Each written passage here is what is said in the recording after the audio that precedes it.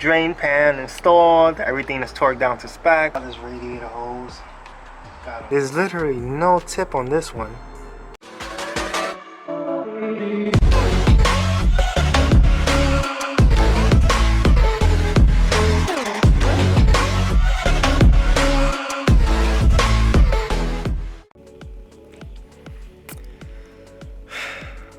Alright, just my luck. Right before making this video, my allergies want to act up. Yeah, don't you just love that? Anyway, what's up guys? Good morning and welcome back to my channel. It's your boy Eddie. Hope you all having a beautiful day today. So yes, welcome back to another episode. Welcome to part 3 of this involved day. Yes, as you guys know, we did so much within one video shoot, and at that time I wish I would have broken it up and did the introductions then. But here we are now, splitting it up into different segments. That way nobody has to sit through a full movie, an hour or so more footage. So guys, today we're going to be installing a plenum spacer on my 350Z. It's going to be a 1/2 inch Blox Plenum Spacer. Yes, I went with the 1/2 inch, and you are going to see my experience installing the 1/2 inch spacer. When the video is over, I'll go over a few more details if we need to cover anything else. But today is just my experience and also kind of a how-to on how to install a plenum spacer on your 350Z or even a G35 if you have that as well. And yes, there's a sequence and torque specs that you have to follow to install your plenum spacer or just to install the plenums in general. So yes, get a good torque wrench. In this video, you're gonna see my recommendation, what torque wrench I absolutely love and still use today, and it still acts as if it's day one straight out the box. Yes, I coughed up the funds. A little pricey, but we did it. We got a new tool for the garage. So guys, that goes without saying. If you're new to the channel, definitely consider subscribing because we have a lot more mod/ DIY content coming your way, and also repair videos here and there. And if you're already subscribed, I did not forget about you. Thank you so much for the ongoing support, because naturally, as I've seen, YouTube, every like, every view counts, and it kind of has a snowball effect. So thank you so much for the ongoing support. So guys, I just wanted to shoot this quick introduction. Now let's get back to the video. Let's head to the garage and get this plenum spacer on. And I hope you guys enjoy this video. If you have a plenum spacer, hope you enjoy the content. If you don't and you're looking to see how to install, well, welcome to my experience, and I hope it does help you out. And if it did, of course, give it a big thumbs up. Alright guys, so without further ado, let's head to the garage. Alright guys, and real quick, I just wanted to add this in. The power of editing. Yeah, so if you're new to the channel and you haven't been watching my build series, I just want to make it easier for you guys. To install your plenum spacer, you're going to have to remove a few things. And this video is basically just the install because I've been doing a few things from the ground up. So you're basically going to see me installing the plenum, but not the actual removal process of everything. The first thing you're going to want to do is first remove your strut bar that sits across the engine on top. It's just a few bolts and a few clips. Then from there, you can take off your V6 Nissan engine valve cover. Then from there, you can go ahead and remove your short intake tube. Then you could go ahead and just disconnect the 4 screws that hold the throttle body to the plenum.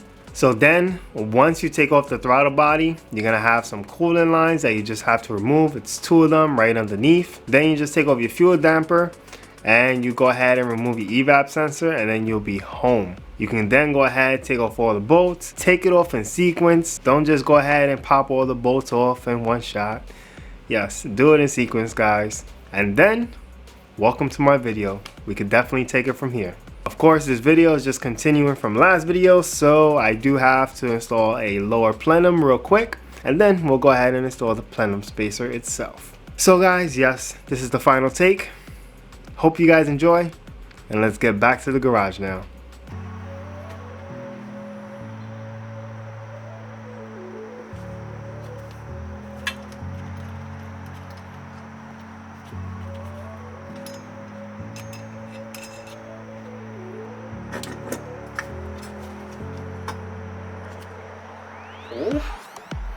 Doesn't she look clean, or does she look clean? Wow, that is nice. Alright, so let's see here. Let's make sure things are nice and neat. Make sure things are nice and flush, both front and back. Awesome. Alright guys, so we just went ahead, we cleaned up the mating surface.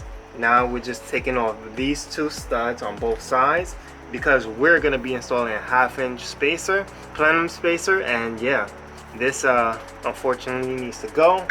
So we are taking that out. The way I have it is two 10mm nuts tied together, and yeah, you just take it off like this. Voila. So now we just remove the stud from the car. Ooh, nice. Now I'm just going to take these two 10mm off and put it on the opposite side so I can take off this one here.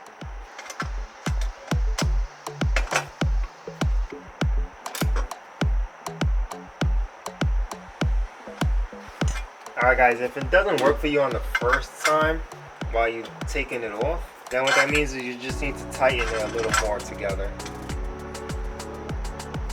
Just in case it's not working out for any of you. Alright guys, so there you have it. Everything is now hand tightened. I'm gonna go ahead right now and torque them down. The torque spec says 9 to 10 foot-pounds, but I personally feel like this is a lot for these little boats. So I'm gonna go ahead and tighten them down to 6 foot-pounds, see how it feels, and then progress from there. But 10 pounds for these little boats seems like a lot. So let's just get our torque sequence. So number 1.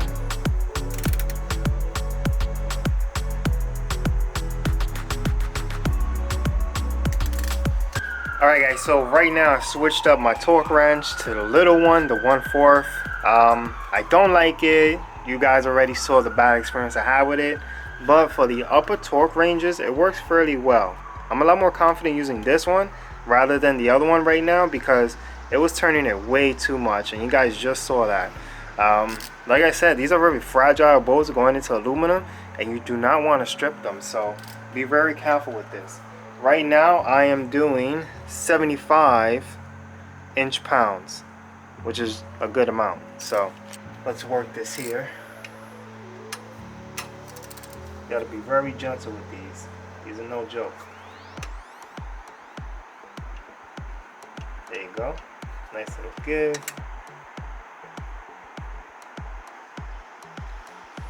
There you go, it's acting up again.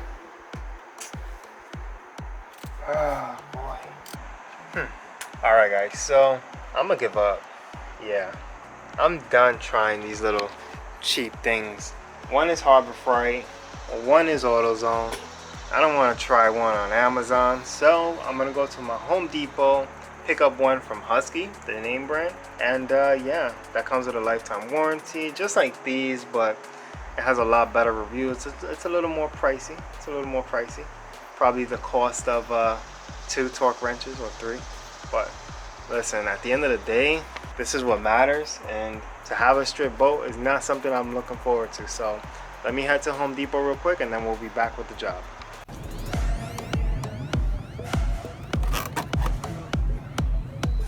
All right, and here we are. $74 later, we got a 1/4 inch torque wrench that goes from 40 to 20 inch-pounds. Husky, hopefully you're good quality. You are expensive. All right, and after much fighting, there we go. So now let's set it to what we need and see how it works. Ooh, I like this one. This one is different. You basically just bring it down and you turn it to what you need, and then it locks into place. That's pretty dope. You know, they say you get what you pay for, but you know, trying to save some money. And yeah, it's not worth it when it comes to a job like this. Here's my other crappy torque wrench. Alright, I'm doing 60. Let's see 60. 60 is good. 60. Yeah guys, I can't stress enough how sensitive these boats are. 3, 4, 8. So I put it to 65. I just want to see how sensitive this is. Wow, that's sensitive. That's only 5 inches-pound more, and it's still tightening. Still torque. Oh, Husky, you leaving a good impression on me right now.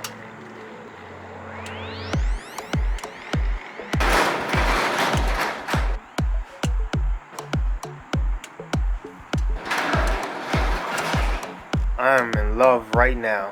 You guys don't even know. You know what? I'm gonna use it a few more times before I give it my full recommendation. But right now, just this, the way it feels when torquing, the 5-inch difference. Like when you do a small increment on these type of torque wrenches and you go to torque it, it'll still click. But here, 5 inches, I was able to tighten it to actual torque. So, Husky, you are winning me right now. So now I'm gonna bring it up to 70. Now we're at 70.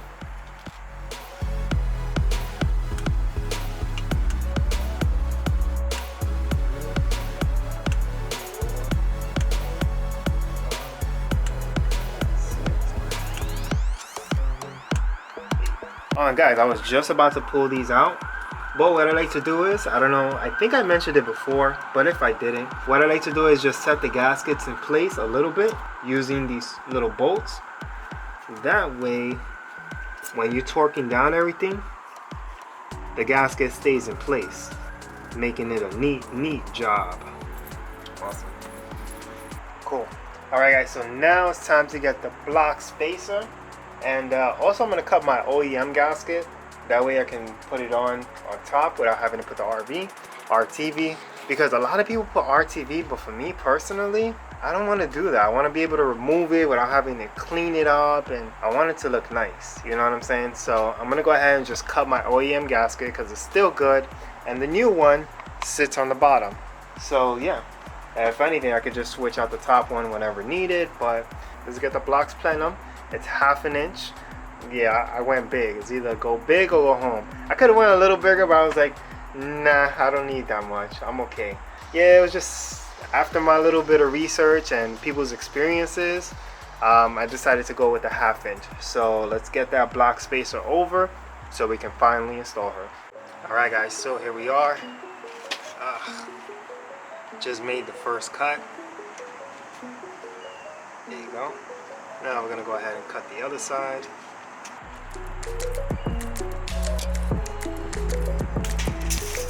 Okay. So now we have an Oem gasket made for the top. They say this is where it was cut. It should be fully functional. I'm going to go ahead and just clean it up with some brake cleaner because, as you already know from previous videos, this had a lot of oil residue.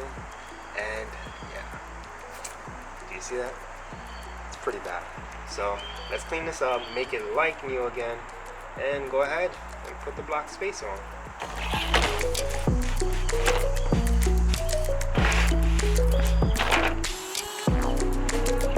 Alright, good.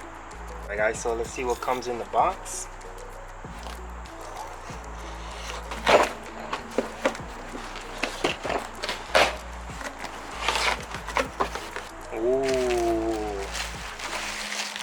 Just to think this thing alone could make me over 10 horsepower is insane.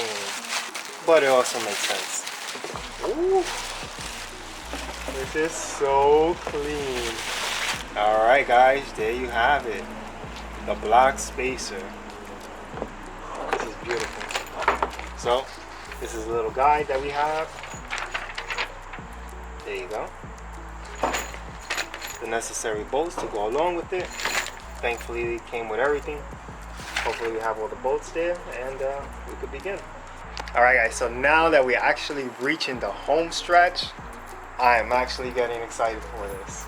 Probably a little too excited, but hey, she's gonna be one good beast on the road now, let me tell you. But let's get back to it. Let's take care of this. We're gonna put the top gasket on. The lower is already mounted on. Everything is torqued down to spec. We got these beautiful instructions, black and white. So then we'll put the throttle body, clean it out, of course, before putting it on, and take it from there. So I'm just gonna go ahead and take off these bracket bolts that I put back in its place.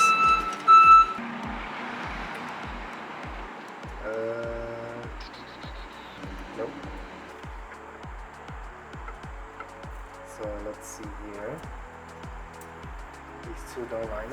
So it goes on this side. These two line up? Yes. Okay, so now I just gotta flip it. And there you have it. Alright, let's move this little gasket out the way from the oil. Because for some reason it likes to want to be under. Okay, there we go. Fitment looking perfect. Ooh. Nice. I gotta take a picture of this. It looks like an arena. Oh my god. Damn, that airflow is gonna be so sick. What? Oh my god. It's an exciting day. Oh yes it is. Alright, so now let's grab the Oem gasket, put it into its respective place. Can never get this the first time. Nope. Here we are. Okay, that's good. That lines up. Alright, beautiful. Ugh. I don't like this part. That was kind of nasty. Let me see if I can cut that part down. Alright. Let's put it back on. Ah, that looks much better. Much better. Let's see if we can see that here.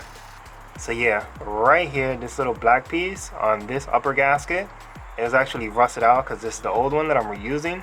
And yeah, I just decided to nick it right here and it looks a lot better.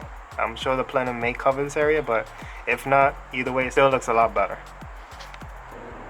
Oh wait, I gotta install the spacers. Alright guys, so before I mount it, I'm gonna go ahead and just tie everything down, put the washers where they belong basically. That way when we mount it, we're good to go. I don't gotta worry about doing this process. Makes life a lot more easier. Alright, just like magic, they're all done. Alright guys, so this is my first attempt here. We're gonna go ahead and put the spacers on first, and then we're gonna install, and let's see how this goes.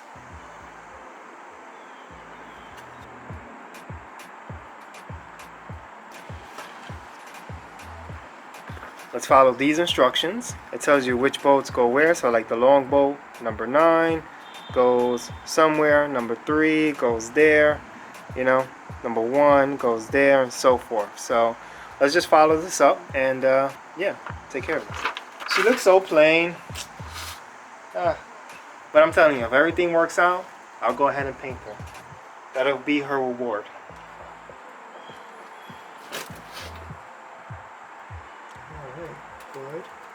Good and good. Alright, so the spacers are still in place, so we can move it forward. Drop that in. Alright guys, so we now have her installed in the right location. Don't worry too much about the upper gasket right now. Make sure that the spacers before you put in the bolts are where they're supposed to be, and then sink down the bolts. So now that these are good, I'm going to go ahead and just tighten them a little bit, give them a few turns, and then I'll go ahead and lift it up just a little bit and focus on the upper gasket.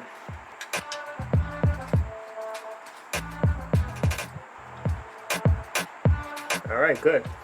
So now they're tightened down, can't pull them up.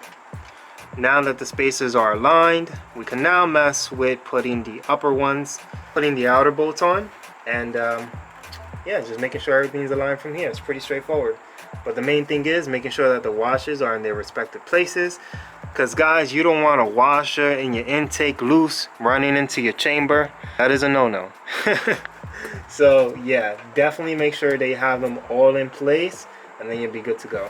And for verification, because like I said, you don't want a washer, a spacer roaming around in your intake and falling into your combustion chamber.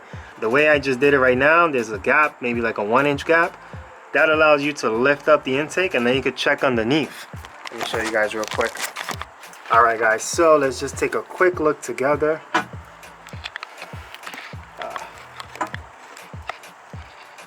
Okay, so you can't really see it in camera. Well, maybe you can, but they're all into their respective places.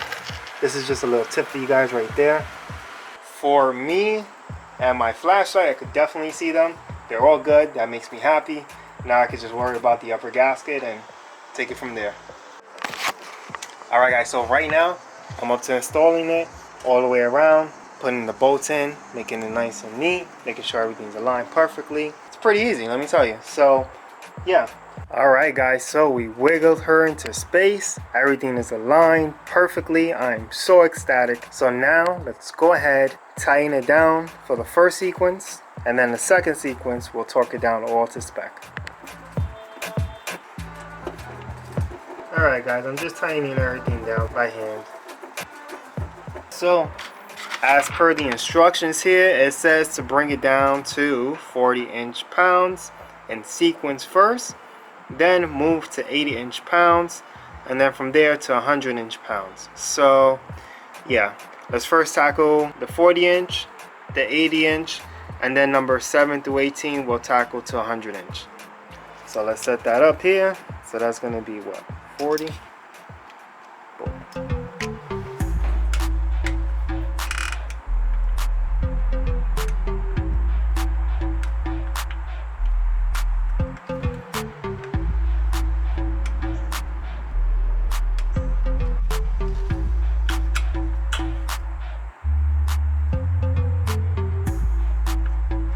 Alright guys, and just like that, we're now torqued down to 40 foot-pounds all the way around. Next, we're going to go ahead and do 80 on all of them. That's the way I love the way this thing clicks. This reminds me of, hold on, where is it? When I bought this here. This here, the lithium battery lasts so long, it's insane, it's powerful. Yeah, this is on this level here. In different worlds, yes, but for this application, this is like my Milwaukee.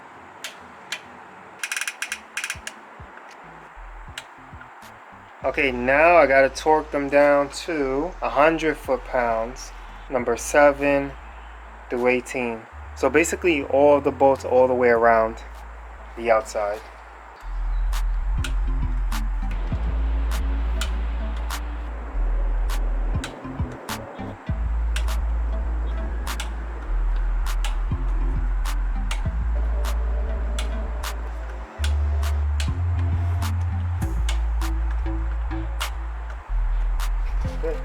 Alright guys, so there you have it. They're all torqued down now. Thanks again for helping yesterday. Ah, yeah, hey, you're welcome. Alright guys, so we're feeling good right now. We're feeling real good. Alright guys, so yeah, there you have it. We just gotta plug up some lines. We got this one that belongs up here. That's from the fuel line sensor, I believe. There you go. And that belongs there. Over here we have the antifreeze line right there that attaches to this one, and then this one over here is this beauty right here.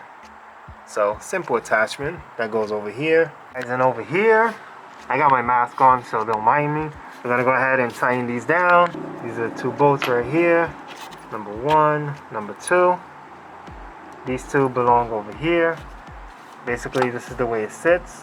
It goes underneath, and this has the threads in it, so when you go right in, you can tighten it from the bottom and take it from there. Hey guys, and when you get over here, because the Blox spacer is there, just continue using your 1/4. That way it could fit right there, because yeah, there's barely any room, any clearance. So by using the 1/4, you'll be able to fit it snug and tighten it down. So just continue using your 1/4. Alright, now we continue from the damper to the sensor. And that goes right there. So just go ahead, remove this bolt, and you'll be good to go. Alright guys, so we ran into a little snag. Because the spacer makes it a little more higher, this plug is actually not going in. Well, it will, but look at that pinch on the back of it. It's extremely bad. And I would not want to run it this way. Like, it is tight. And I can see it pulling after so many miles. So what I'm going to do is I'm going to try to back this out, being that we can't make no adjustment here. I'm going to go ahead and remove this, see if I could put 2 washers in between. That way it could go more back, and that way it could go on nice and snug. So, and of course this is just happening because we have the 1/2 inch spacer, so it definitely raises it. So yeah, we just need to create something there.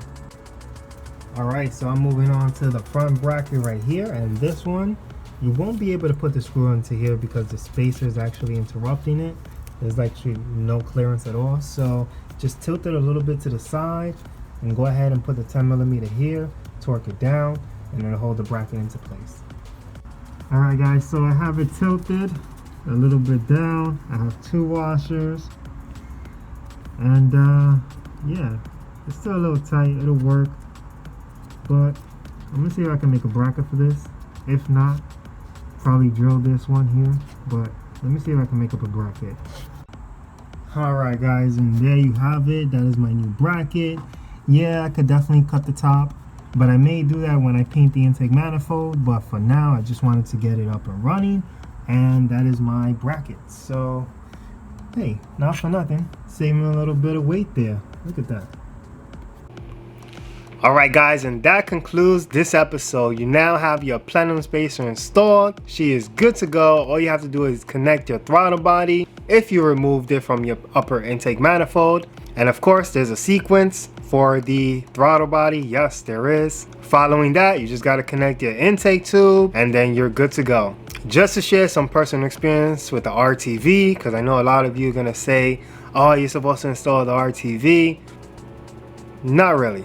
Personal experience, I was totally fine. I had no air leaks. In fact, it actually molds to your intake. If I find the picture, I'll show you guys right here, and you finish torquing it down, it molds to your upper intake manifold. You don't have to believe me, you know, it's totally fine. But myself and 2 of my friends run no RTV, and we're totally fine. So, hey, follow instructions, that's what I always say. I'm just sharing my personal experience, and my experience was I wanted to keep it clean, just in case I gotta remove it later. I don't gotta worry about scraping RTV and all that off, so yeah, follow instructions. So guys, that goes without saying. If you're not following me on IG, that means you're not up to date with regard to the build.